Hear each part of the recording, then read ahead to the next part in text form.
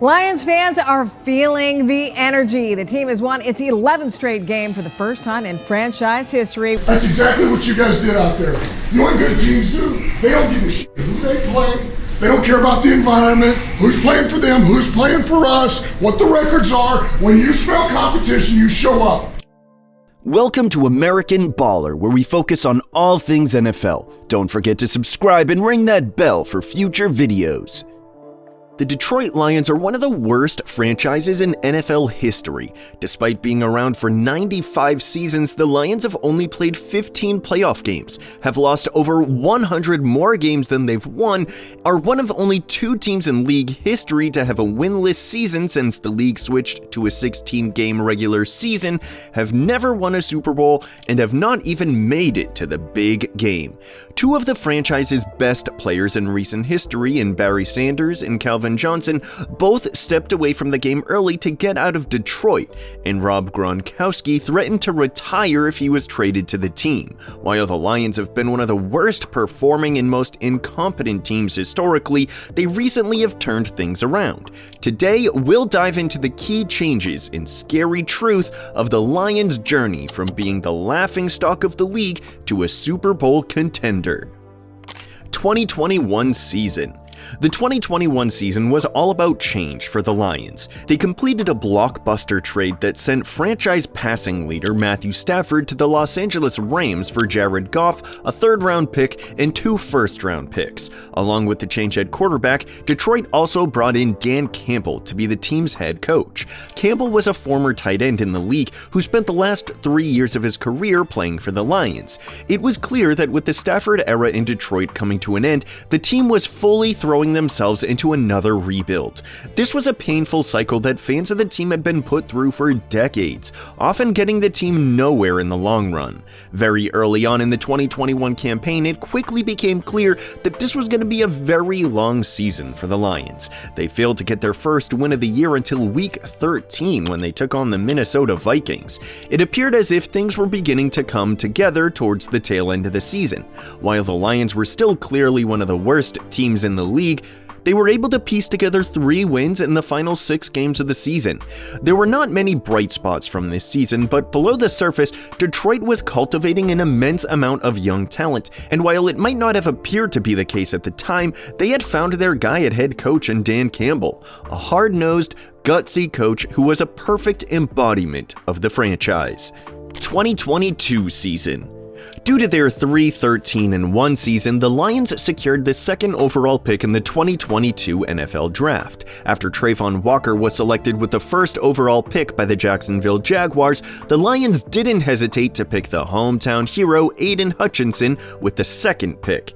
Hutchinson spent his college career proving himself as one of the fiercest edge rushers in all of college football with the Michigan Wolverines and was already universally loved by Lions fans. The Lions also had another first-round pick in this draft, which they used to select Jamison Williams. Later on in the 3rd round, they also found another quality starting talent at defensive back in Kirby Joseph. While Detroit was very aggressive in the draft, they struggled to attract any big-name free agents.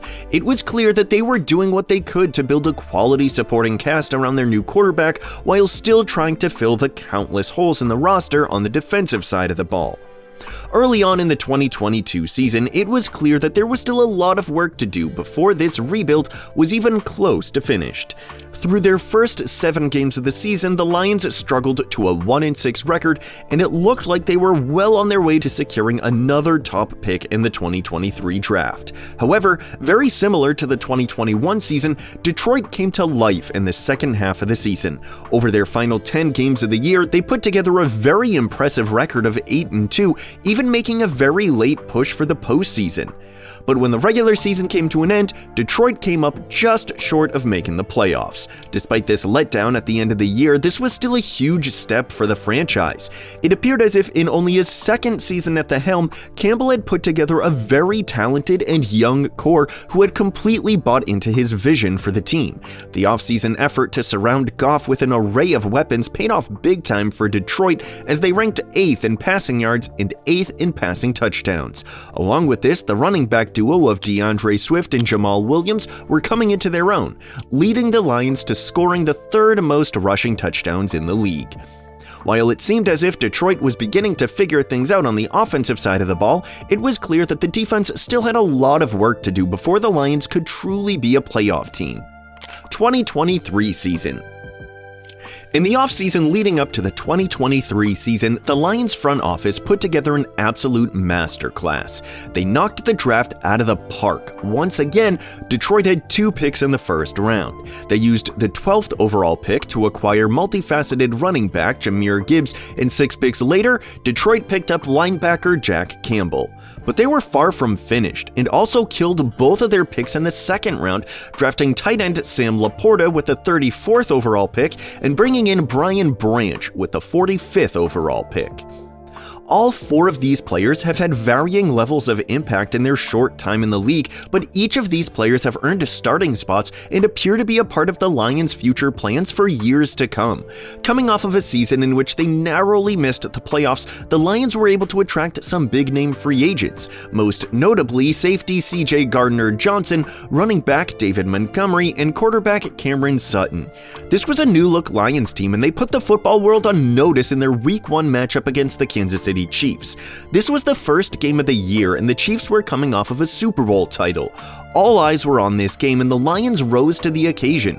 They not only went toe-to-toe with the defending champs, they narrowly came out on top by a final score of 21-10.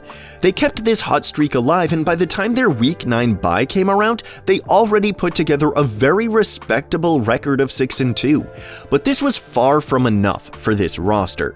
They kept their foot on the gas through the second half of the year and went on to prove themselves as one of the scariest teams in the NFC. By the time the regular season came to an end, the Lions posted a very respectable record of 12-5. For the first time in around 30 years, Detroit won the NFC North, earning their first playoff appearance in over half a decade. In their first playoff game of the Jared Goff and Dan Campbell era in Detroit, they were forced to take on their former quarterback Matthew Stafford and the Los Angeles Rams. This is a game that came down to the wire with neither team being able to pull away.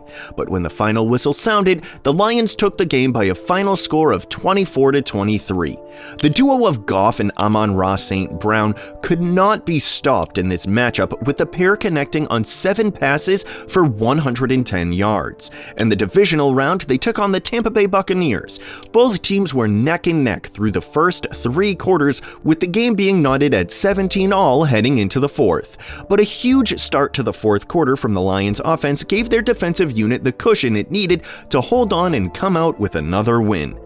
Detroit took this game by a final score of 31-23.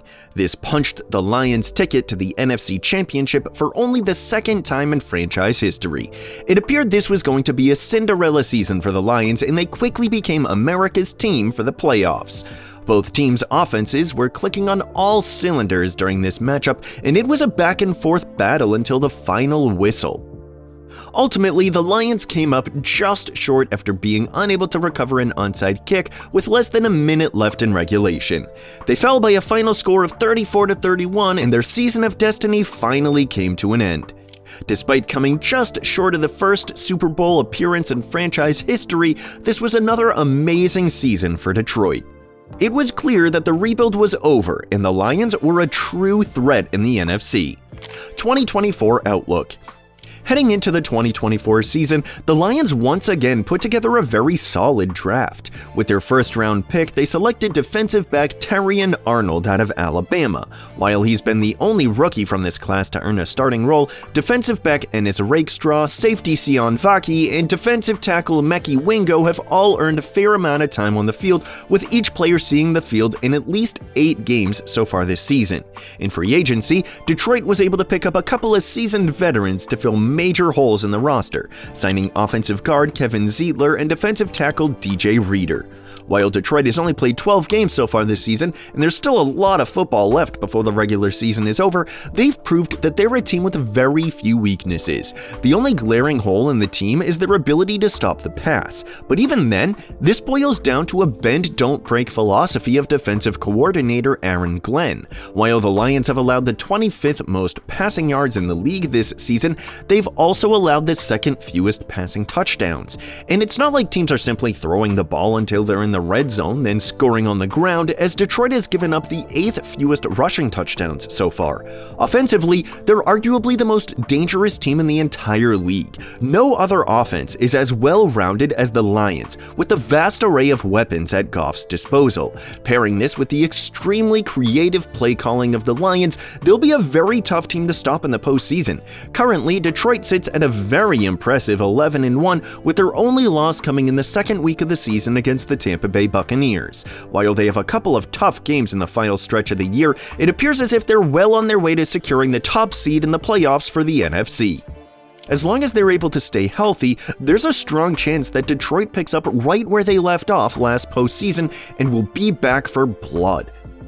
With the team still having a relatively young core, Detroit has the potential to be a problem in the NFC for years to come, especially if they continue to draft as well as they have in the past few seasons. It is crazy to see how quickly Campbell and Goff were able to turn this franchise around, going from one of the biggest laughingstocks in the league to a Super Bowl contender in less than half a decade.